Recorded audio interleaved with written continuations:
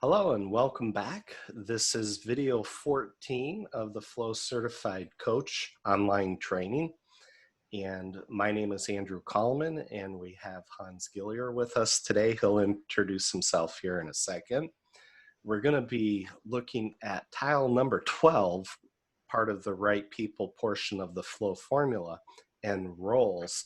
And we're going to talk about how roles can really either help or maybe hinder what you're trying to achieve with what you're trying to do with Agile and everything else. So we're going to go to the next slide, and Hans, take it away. Thank you so much, Andrew. My name is Hans Gillier, and I work as a digital transformation advisor and coach. And I had a very pleasant opportunity to become a Flow certified coach as well. And what I think is so interesting about the Flow framework itself is that it really put the pieces together and in a very pedagogical way to see how to create more momentum and value delivery of the organization. I worked both in enterprises as the senior management, but also on the other side as a consultant. So it's interesting to see both sides and how they play out. So yeah, let's do tile number 12. Awesome. And here's your leadership takeaways, as always. Yeah, definitely. There's a number of takeaways when it comes to this area of roles, but also responsibilities. So what Flow actually does is it follows the Agile Coaching Institute's view with some modifications. So that is quite strong to have that as a backing. And we will look at some concrete roles and how they interact. So we will look at the Agile coach itself.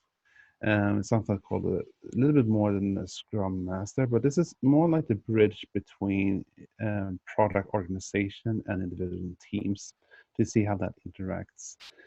Enterprise Flow Coach, more also looking at that bridge a little bit more to the product and organization side, more enterprise sides. And then we also have 3 other roles that are more or less focusing on the product, but also the individual teams and the product owner, Scrum Master, and team members, of course. So we'll see how these 5 different roles interact and how they can overcome some of the main challenges and sort of the value delivery and collaboration itself.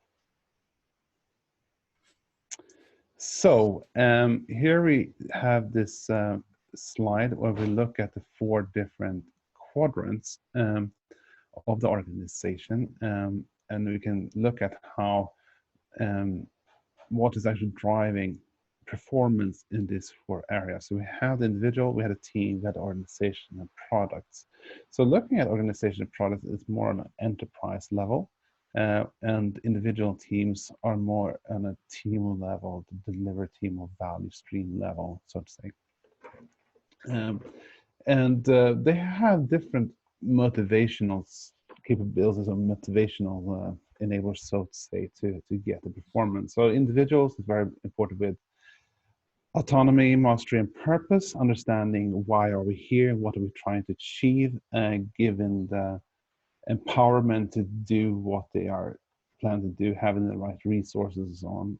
The team, Scrum Master, Agile team facilitation, also very much looking at having the right vision, having the right purpose and capabilities, resources. Then we have on the organizational side and the product side for enterprise. And what is interesting, especially when we come to the organizational area, is that they started to prioritize things from a different perspective, where they're trying to balance, for example, cost, risk, and value in some way. And that is a little bit different from the team, for example, who may only, in some cases, only focus on velocity of productivity. And that we will come back to later, that kind of conflict that might occur. And obviously we have the product owners that are trying to sort of get the best value or delivery of that product. So here we have another well, it's the same matrix really, but with different content on it. And we see here how these um, five different roles are distributed in that. We see that we have in the center the green ones, and these are really the Scrum professions, the key Scrum roles, and they are mainly positioned in the individual and team area. We have some also in the product area when it comes to product owner. Plays a very important part in governing the product stream. We also have the yellow, which is the agile coach, which is sort of the bridge between mainly the enterprise or the, say, the CXOs, director of the company, and the teams. And then we have the blue ones, which is the enterprise photo coaches, who actually focus on the C levels, the senior executive management, to get that working. So from my experience, I worked at one of the Nordic banks, and we more or less had this setup. And there's two things that really interested me in to see how this actually, the way of working here. The first is that there was sort of a glass ceiling between the enterprise, the organization, and the rest of the on the teams.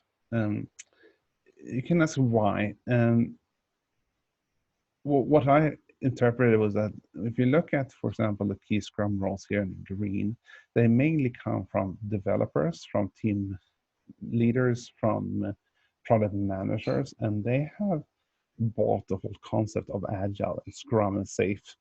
And most of them are agilists that are truly believing in the manifest of agility and Scrum, which is really good, and to get the value streams and so on working. The enterprise level, for example, the C levels and senior executive management, they have a different background. Most of them comes from management consulting and working on a different level, and they speak in other language. They have a different time frame of how things actually work. It's not uncommon to have a plan or strategy for the next 12 or 18 months and see how that plays out. Yep. And they mainly balance between cost, risk, and value in some way, meaning that they need to make decisions that may not be the best for the agile teams, but is the best for the organization as a whole. They have also different languages and different culture, which is quite interesting. And it's important that all the different roles here actually comply to the same language or the same vocabulary and understand the meaning and purpose of what they do and why, to actually get them to work together. I think the main challenge is really for the enterprise level and the C levels to actually move much toward the agilist, because the business environment is changing very rapidly, and they need to apply some sort of safe, agile methodology in the enterprise governance itself. That's a different story. But anyway, so I can give you an example of how this might play out, because I think it gives you a little bit of idea about how it challenges itself. Okay, so I worked with one of the Nordic banks, and I was in charge of the facilities. So I was in charge of seating. So how many seats we would have in each office. And in Stockholm, we have approximately 700 seats in the building. And each month we did kind of monitoring the utilization of these seats. So people were often traveling and they were in meetings and so on. So we came up with the utilization rate was around 50%. And each seat cost around, I think it was 12,000 euros per year. Wow. You can calculate how much money that amounted to. Anyway, this was downtown Stockholm, so it was really, really costly. So we thought, okay, if we want to remove that and make it a little bit more dynamic and flexible, we probably need to go from assigned seat to more of this flexible seating arrangement. Yeah, so we started this whole plan. We hired architects, and we started coaches, and we started to implement that, and we can actually reduce the cost levels by millions of Swedish kronor a year per month, and everybody was happy about that, except the agilists, because they understood that this new seating arrangement would disturb their velocity, and because they cannot speak and collaborate in the same way as they used to. And they could not understand why we would do this um, new structure, because it would harm all the business and all the company and everything else. And we tried for a very long time trying to explain that we are not. I mean, the velocity of the agile teams is the one parameter we look at. We have 10 more parameters we need to balance with. So we can not only look at only the velocity of the agile teams, we need to balance that with cost, with risk, and other things as well. So and everything else that needed improvement in some way.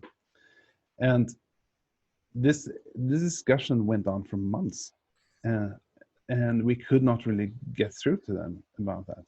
And I wish then that we had something that with agile coaches or enterprise coaches that actually could bridge the different teams or the different divisions, or so to say. Yeah. And so on. We in the end we didn't listen to them because we were on the C-level and senior management level, so we implemented it anyway, as we usually did.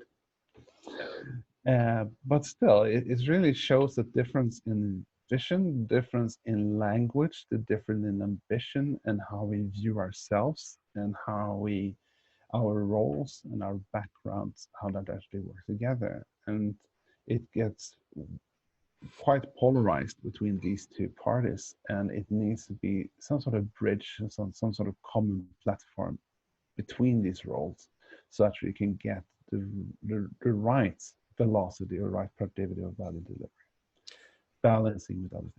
I think that was a really good example showing that it can be really tough to balance the needs of cost savings, especially in the current environment with coronavirus and everything.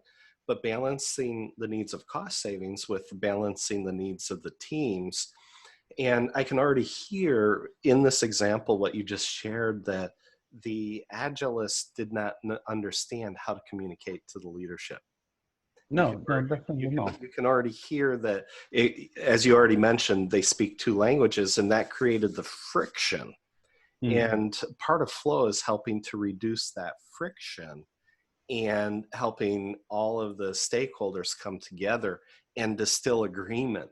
And so I think that this was a really good example of how the roles can step in and either really help or perhaps hinder what the agilists are trying to achieve. So it's, to me, this was a great example. Yeah, I mean, I think in the end, I think what was missing in this organization and in most organizations is the trust between these different levels, and actually some sort of respect of each other's workmanship in some way.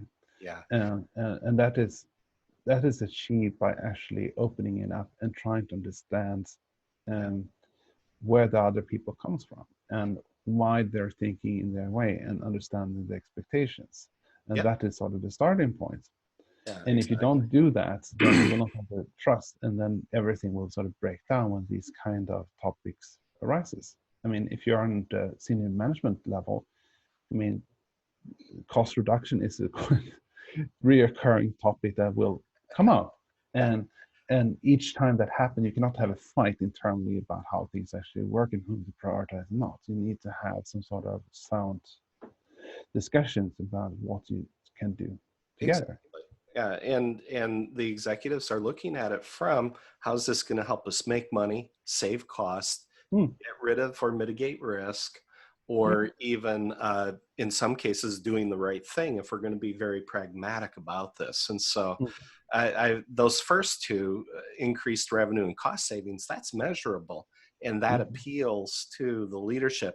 Already when you get to risk, you're looking at something that's a little less tangible, risk is really hard to measure. There's formulas for doing that, and for mitigating risk and what that value has, but that's not as concrete as cost savings or increased revenue that you can actually measure concretely. So it becomes from a concrete down to an abstract level, and when you get down to do the right thing, that's really there at the bottom. That's about the most abstract that you can get to, and sometimes you have to bite the bullet in order to do the right things. So uh, those were some of the thoughts that were triggered in my mind as you were sharing that example here. So that was really good. Yeah, definitely. I mean, when we worked in the senior and executive management level, we were not trying to be uh, the evil agilist or something like that, the evil twin brother or something like that. But we try to somehow balance things, and sometimes we need to take a step backwards to get 2 steps forward, and and that's the kind of decisions you have to make sometimes. Right. And it's not out of evil or anything. It's about getting the company to be more efficient or effective in what they do, Yeah. especially when it comes to reducing risk, increasing revenue, and so on. And it will create frustration, and it will somehow step on people's toes, but it's necessary to do it. That's life. Yeah. Put on the big boy pants. As we Yeah, definitely. And yeah. and I think when it came to, I mean, in the end, it's about communication, language, division, and what we talked about before. So yeah. So in the way of recap, go ahead. I'll let you do the recap. Thank you so much. But a little bit of a recap. I think we, from this time, need to understand that there are different roles in this in organization when it comes to setting up Scrum or safe or agile trains or whatever you want to call it, release trains. And they have different responsibilities and different perspectives of what they do. And they often have different goals of what they want to achieve. Some want to achieve, what talking about improved velocity or productivity, and others have other goals. Yeah. And we see that they are positioned in different ways in the matrix itself, whether it focuses on individuals or on the teams or product or the organization itself. And there are borders between these where they have different backgrounds and different cultures, leadership styles, different ways of defining value in some way. Yeah. And for the organization to work, these borders need to be erased somehow, and you need to have a common vision, a common language, and common definition of value actually is. Yeah. So everybody understands how they contribute to the best for the company, the organization itself. I Exactly. think that is one of the key learnings here, that we should not sub-optimize one role or isolate one role and become the best of that. We need to get all of the roles together and optimize the synergies between these. That's really good. So I think that is for me, the main takeaway about the roles and how they actually interact and work together. Yep. And just in the way of application, the only extra thing I was going to add is that a lot of organizations think a Scrum Master and Agile coach are the same thing, and they're not. An Agile coach does everything a Scrum Master does plus more, because they interface with more parts of the organization, even more than a Scrum Master. And they need to have the experience of working at those various management levels to be successful. And then when you, as you said, when you get up into that enterprise level, an enterprise agile coach, that's a good thing to have. But to be an enterprise flow coach, you do everything an agile enterprise agile coach does plus more, because the enterprise flow coach is able to balance all 4 boxes together and help the organization achieve that highest value. So yeah, this was really good.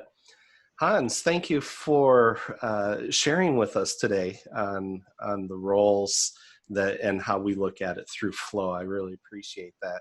You did a great job. Yeah, it was fun being here, and I think there is a lot of things to learn here about how to get the sort of the optimal organization and value stream in order, and looking at this from a little bit different perspectives. And so I think this is a great start. Thanks a lot. Yeah, great.